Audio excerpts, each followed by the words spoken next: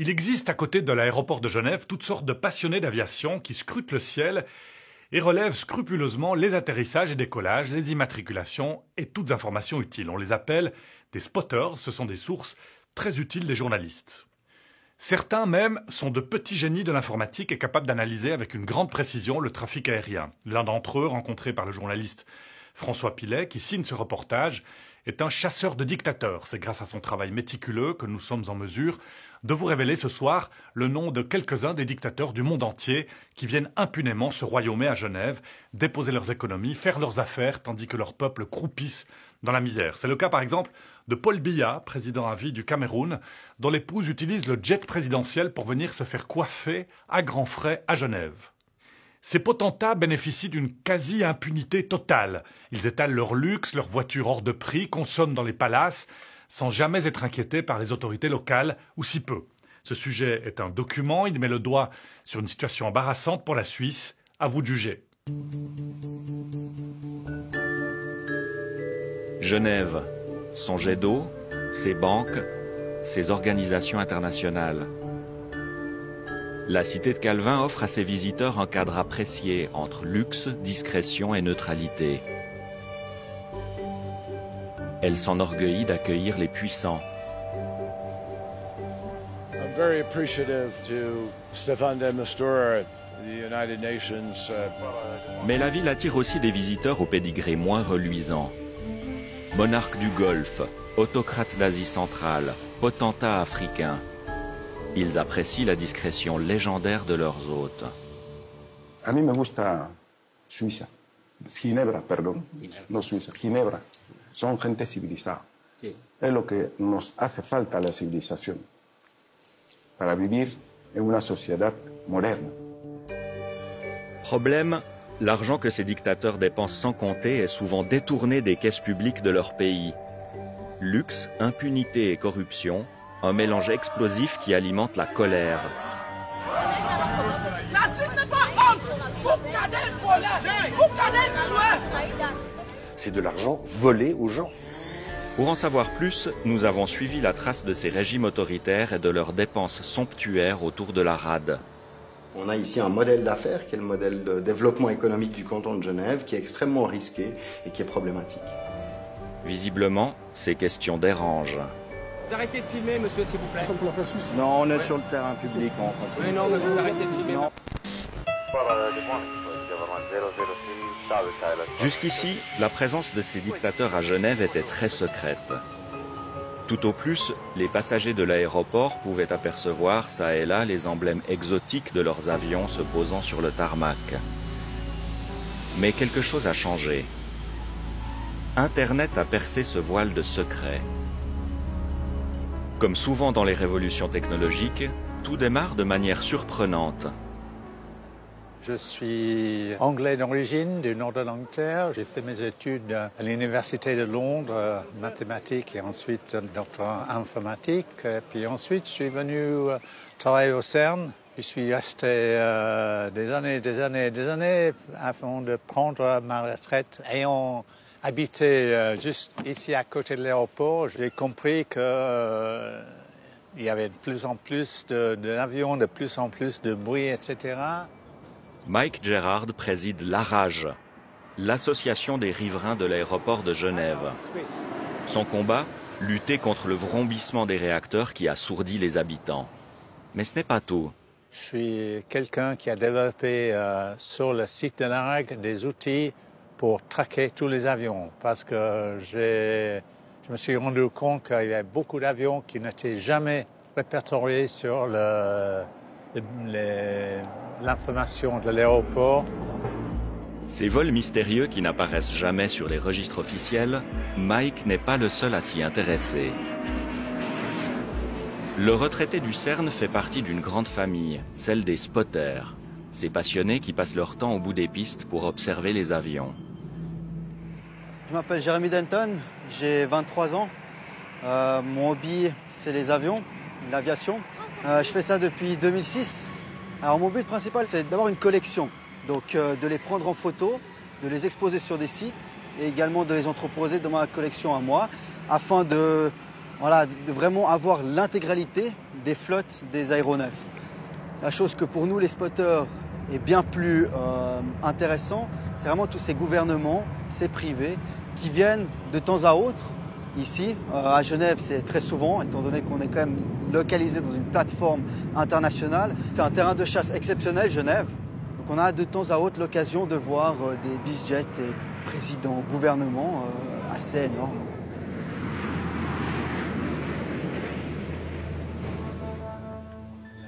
Mike et Jérémy vont nous faire découvrir les outils qu'ils utilisent pour surveiller l'aéroport. Une tour de contrôle officieuse d'amateurs passionnés. Bienvenue au centre névralgique de tout ce que je fais pour traquer les avions.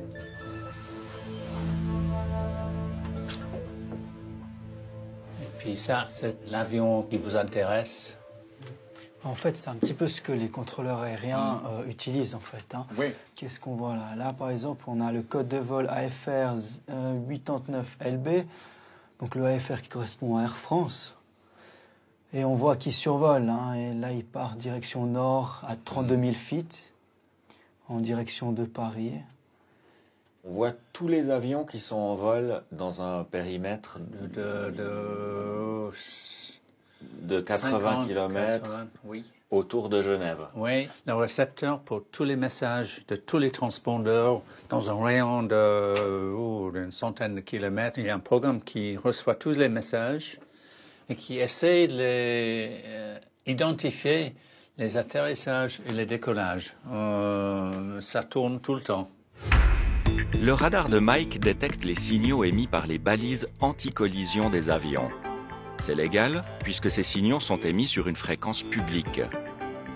Grâce à ces informations, les ordinateurs de Mike répertorient, analysent et comparent les mouvements de tous les avions de passage. Ce radar va nous guider dans une traque d'un nouveau genre. Et à partir de ça, qu'est-ce qu'on peut observer? Comment on peut faire? Dis-moi ce que tu veux faire et je fais. Quels sont donc les dictateurs qui fréquentent le plus souvent Genève? Prenons l'Afrique. Sur les 55 pays du continent, 27 sont désignés comme des dictatures. Parmi les autocrates qui les dirigent, l'un sort du lot. Paul Biya, le président du Cameroun. À 86 ans, il règne sur son pays depuis 1982. Réélu 6 fois avec des scores soviétiques, il pourrait briguer un 7e mandat cette année. Paul Biya aime les rives du Léman. Il y vient chaque année depuis près de 40 ans. Son épouse Chantal l'accompagne pour son shopping et pour faire soigner son impressionnante coiffure. Vous n'avez pas trop froid? Non. Non, ça va? Ça va.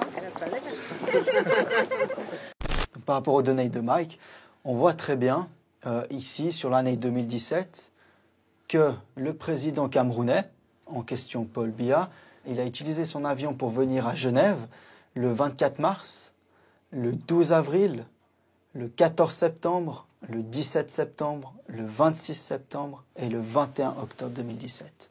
On voit bien également que sur ces dates-là, il est arrivé un tel et tel jour et il est parti grosso modo en 10 jours et 10-15 jours après son arrivée. Donc on voit bien qu'il reste un moment. Pour la première fois, il devient possible de répertorier précisément ses allées et venues, et donc aussi d'en estimer le coût. Le président camerounais n'a pas un avion propre à lui, et il est obligé de passer par d'autres compagnies en question, de compagnies d'affaires, pour utiliser l'avion à titre personnel pour ses voyages privés. Vous avez une idée de combien ça coûte, la location d'un avion comme ça? Je n'ose pas y penser. Des milliers et des milliers de francs, j'imagine. Voici la réponse. Le coût d'un vol Yaoundé-Genève aller et retour en avion de location pour une soixantaine de personnes se monte à 800 000 francs. À cela s'ajoute la location et les frais d'entretien de l'avion durant le séjour, soit environ 150 000 francs par jour. Frais hôteliers, comptez environ 40 000 francs par jour. En 35 ans au pouvoir, Paul Biya a passé plus de 4 ans et demi en séjour privé à l'étranger, l'immense majorité à Genève. Selon nos estimations, ces voyages auraient coûté plus de 100 millions de francs. Le Cameroun sombre chaque jour un peu plus dans la pauvreté et l'instabilité politique. Mais le couple présidentiel, lui, n'a pas changé ses habitudes. Durant l'été 2017, il prend ses quartiers, comme chaque année, pendant plusieurs semaines dans son palace favori, l'Intercontinental. Nous nous y rendons pour rencontrer Bradley Roland, un journaliste camerounais établi en Suisse. Il se montre très critique envers le pouvoir de Paul Biya. Les gardes du président sont partout et le personnel de l'hôtel est aux aguets. Voici la neutralité suisse à l'œuvre. Dans son pays, Bradley serait probablement emprisonné. Dans le lobby de l'Intercontinental, il peut dénoncer l'attitude de son président à quelques mètres de ses gardes du corps. Moi, je n'ai pas peur parce que moi, je vis dans un pays libre. Je suis juste un peu triste parce que je vois un peu comment il vient en Suisse avec ses gardes du corps. Tout à l'heure, à l'entrée, j'ai vu ses gardes du corps, comment ils étaient en train de toiser. C'est juste impressionnant. Il s'est dit que même en Suisse, ils sont là, avec cette arrogance qui les caractérise. C'est vraiment quelque chose qui peut vous amener à comprendre comment ça passe, comment ils se comportent au Cameroun. Comment pouvez-vous expliquer à les personnes normalement constituées que en 2017 existe un État où le président vit dans un autre pays, dans un luxueux palace où il dépense des millions de francs suisses, des millions d'euros par jour, alors que la population vit avec moins d'1 euro par jour dans son pays. Comment pouvez-vous expliquer ça? Le Cameroun, comme tout autre pays, a besoin d'un président à plein temps. Voyez-vous? Et c'est malheureusement pas le cas. Il ne suffit pas de mettre dans sa poche l'armée, de corrompre toutes les forces vives et de croire que le reste va marcher comme un pilotage automatique. C'est pas suffisant. Ce monsieur, comme je vous ai dit, n'a jamais fait autre chose qu'être fonctionnaire. Où est-ce qu'il peut prendre de l'argent pour vivre un peu comme il verra? C'est l'argent du contribuable camerounais. Tout est dit en un mot. C'est un pays qui est dirigé par un roi feignant. Plus qu'aucun autre palace genevois, l'Intercontinental se veut le lieu de rencontre des chefs d'État. Dans ses couloirs de marbre trônent les photographies de ses hôtes les plus célèbres. On a là Martin Luther King, on a Nelson Mandela. Ça, c'est ce que les anglo-saxons appellent great people of our time. Paul Biya n'est pas un great man. Il est un dictateur. Mandela luttait pour son peuple. Paul Biya, c'est quoi son fait d'âme? À part dilapider l'argent des Camerounais dans... Soudain, c'est la panique dans le lobby.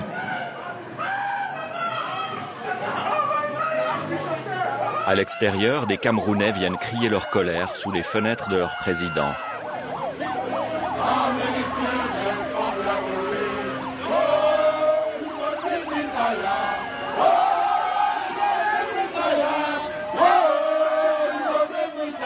Mêlés aux gardes du dictateur, les policiers sont nerveux. Ici, pas d'esclandre. Il ne faut pas déranger les résidents de l'hôtel. Parce qu'elle n'est pas autorisée, cette manifestation. Donc vous vous mettez en travers de la loi, en filmant ça et en mettant ça sur les réseaux. C'est tout. Le film, c'est mon droit, je suis journaliste sur la voie publique. Je vous demande gentiment, c'est la police, c'est un ordre de police. Je crois que c'est mon droit de filmer cet événement. Vous êtes la police. Chez moi. Je suis chez moi. Allez, dégage. Je suis chez moi. Je suis chez moi. Ah, quel bon métier. Aïe. Ah, la violence. C'est filmé. C'est filmé. Nous décidons de poursuivre pour comprendre la colère des manifestants et pour savoir ce qu'ils attendent de la Suisse. La ville de Genève va nous expliquer l'argent des impôts. Voilà. Ça pour gérer les places publiques. Et ils doivent nous expliquer. On va reculer. On va reculer. Oui, on va va reculer. Est-ce que le service sécurité ici, d'accord? Oui. Voilà, mettez-moi un petit peu. Mais eux qui partent, ils ne sont pas partis. Lui, il est derrière nous. Non, qui va là-bas, reste avec eux. Le Cameroun doit changer aujourd'hui. D'accord. Le Cameroun doit changer, monsieur. Et le stade du Cameroun, nous, on parle chez nous. Bonjour, s'il vous plaît. Bonjour. Tranquille, s'il vous plaît. Tranquille. On va se parler comme des gens normaux. Qu'est-ce qui se passe? Alors, vous arrêtez de filmer, monsieur, s'il vous plaît. Non, on est sur le terrain public, on continue. Oui, non, mais vous arrêtez de filmer. Non, on continue. Qu'est-ce qui se passe? Alors, est-ce que Paul Biya vit en Suisse? Est-ce que chez lui, c'est en Suisse? C'est une question. Vous parlez de monsieur Biya, c'est ça? Monsieur Biya, parce qu'il est là. Il devait être chez lui, en train de régler le problème chez lui. Parce que si on ne tuait pas les gens chez nous, criez pas, monsieur, criez pas. Qu'est-ce que vous voulez maintenant? Qu'est-ce que vous Qui rentre chez lui? D'accord, mais ça va être compliqué, monsieur. Moi, je ne peux rien exiger du président Biya, vous comprenez bien. Vous comprenez bien. Donc, ce que je vous demande, c'est que vous avez fait vos revendications, on a pris note, on transmettra au département fédéral. On était déjà là-bas. Voilà, d'accord. On prend note, et simplement maintenant, entre gens raisonnables, on vous demande de quitter les lieux. Paul Biya vient aussi. Est-ce qu'il est requérant d'asile depuis 35 ans en Suisse? Ça, c'est la bonne question qu'on pose. S'il est requérant d'asile, qu'on lui montre son permis de séjour. Parce qu'il dirige le Cameroun depuis Genève. Il a 400 personnes avec lui. Payées par les contribuables. Payées par l'agent de pétrole de chez nous. La partie anglophone qui l'a plié. Qui est en ruine. Et là, on ne peut pas laisser passer ça. Il faut que la Suisse se réveille. Il faut que des Suisses joignent à nous pour dénoncer ça. Les autorités ont pris note, mais au final, la Suisse ne posera aucune question à Paul Biya. La manifestation ne l'empêchera d'ailleurs pas de revenir à Genève quelques mois plus tard pour prolonger encore sa luxueuse villégiature.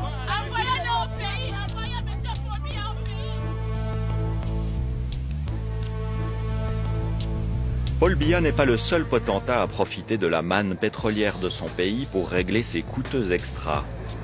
Mais curieusement, si les autorités ne trouvent rien à redire à la présence du président du Cameroun, elles se sont montrées beaucoup plus sévères contre un autre dictateur africain. Voici Théodorine Obiang, fils du président et vice-président de la minuscule Guinée équatoriale. On pourrait chercher d'autres dictateurs sur ce logiciel, par exemple Théodorine Obiang.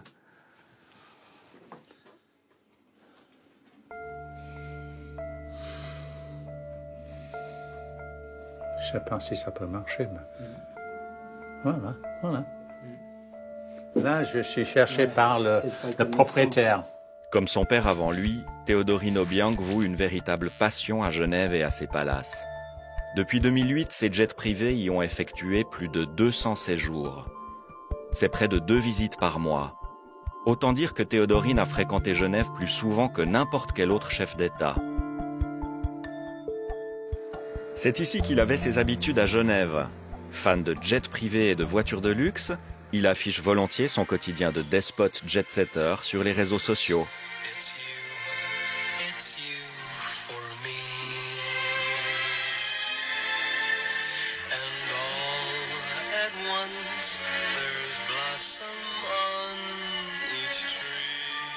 Il y montre son amour immodéré pour la plage, les voyages autour du monde, les boîtes de nuit et les gadgets hors de prix.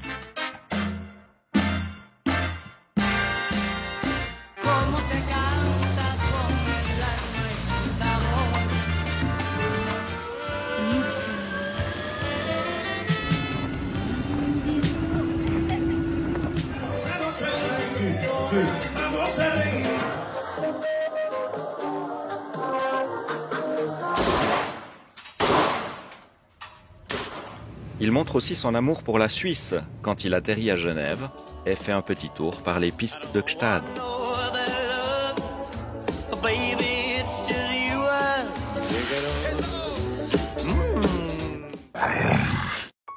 Théodorine Obiang se croyait tout permis, il s'est trompé. La justice a fini par le rattraper. D'abord en France, où le vice-président flambeur a été condamné pour blanchiment, corruption et détournement de fonds publics. Son immense hôtel particulier avenue Foch a été séquestré. C'est spectaculaire sur le sentiment d'impunité absolue de ces gens. Et bien tout ça, c'est autant de services publics hospitaliers, scolaires, de routes non construites. Théodorine n'a pas assisté à son procès à Paris, préférant se la couler douce à Genève, où la justice a longtemps ignoré sa présence.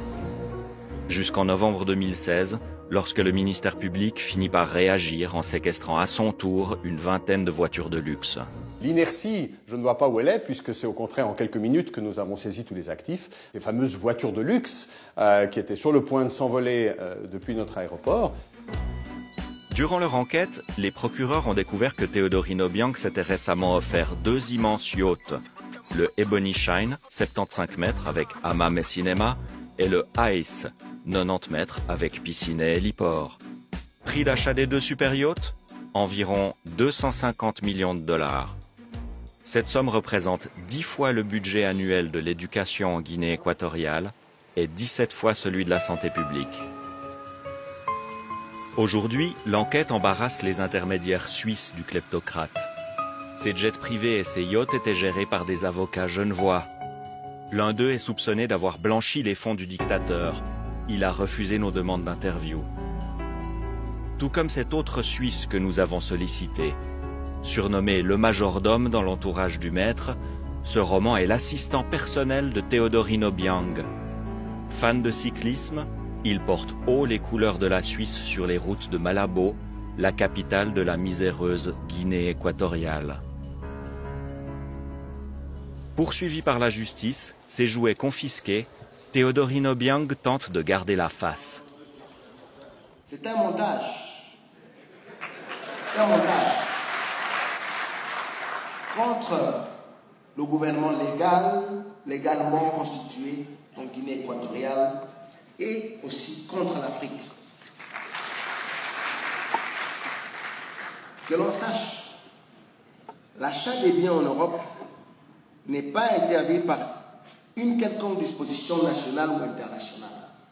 C'est la preuve de l'ambition et l'avidité des puissants européens dont l'ambition d'accéder aux biens matériels ne peut même plus être freinée par le pouvoir moral.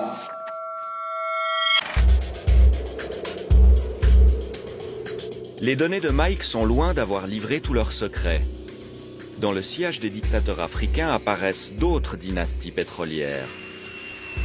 Le Kazakhstan est dirigé depuis 27 ans par le très autoritaire Nursultan Nazarbayev.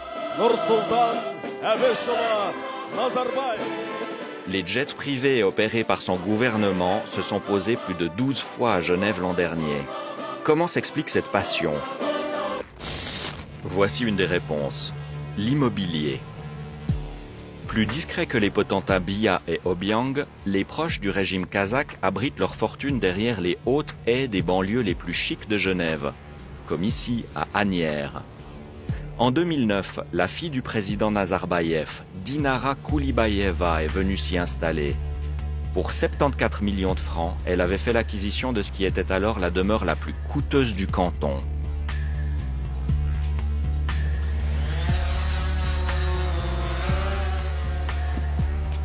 Depuis, d'autres proches du pouvoir kazakh l'ont suivi. Leur goût pour l'immobilier d'exception est en passe de transformer le quartier de colonie en une sorte de Beverly Hills kazakh.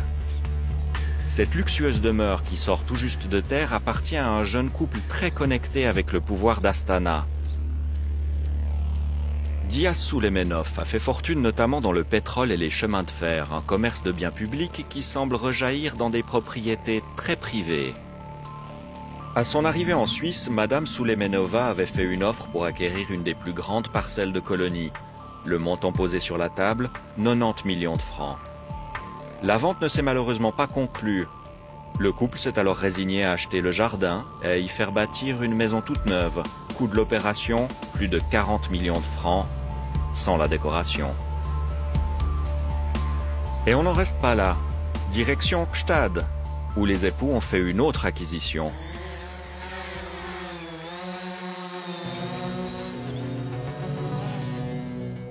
Posé au fond d'un vallon à l'écart de la station, d'apparence modeste, ce chalet bardé de sécurité a coûté la bagatelle de 14 millions de francs.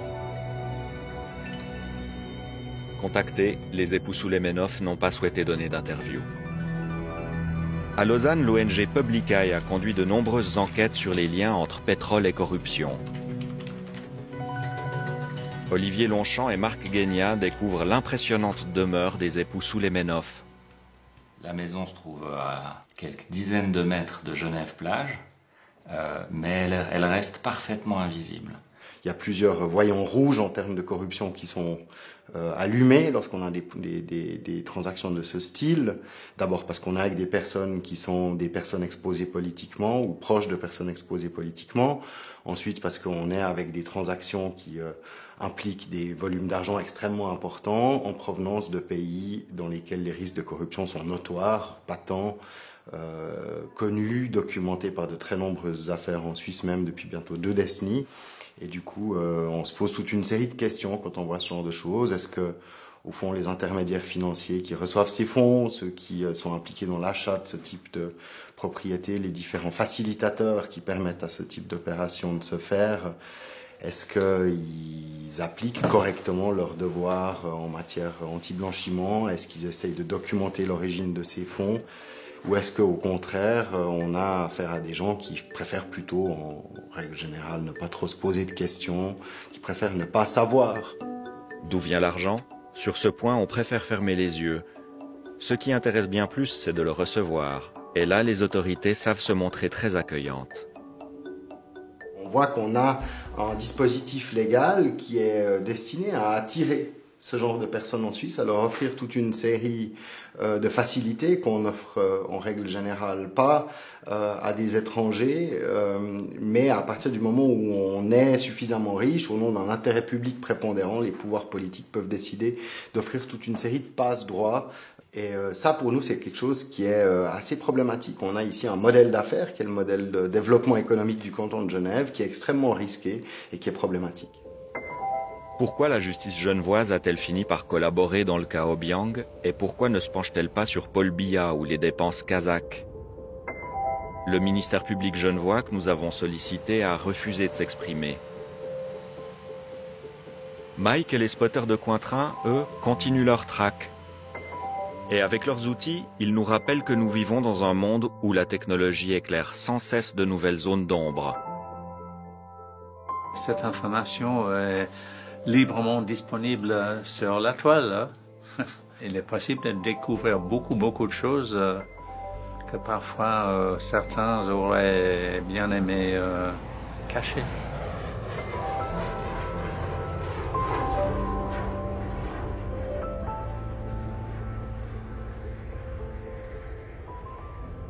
Le président camerounais a donc passé 4 ans et demi à l'étranger en voyage privé sur ses 35 ans de règne, dont une grosse partie en Suisse, sur le dos d'un peuple de 23 millions de citoyens, dont un quart vit avec moins de 2 $ par jour. Pour ceux qui douteraient encore de l'intérêt qu'il y a à s'interroger sur la responsabilité de Genève et de la Suisse dans une telle situation, rappelons que de nombreux Camerounais démunis font partie des cohortes de migrants qui tentent de traverser la Méditerranée et gagner l'Europe pour survivre.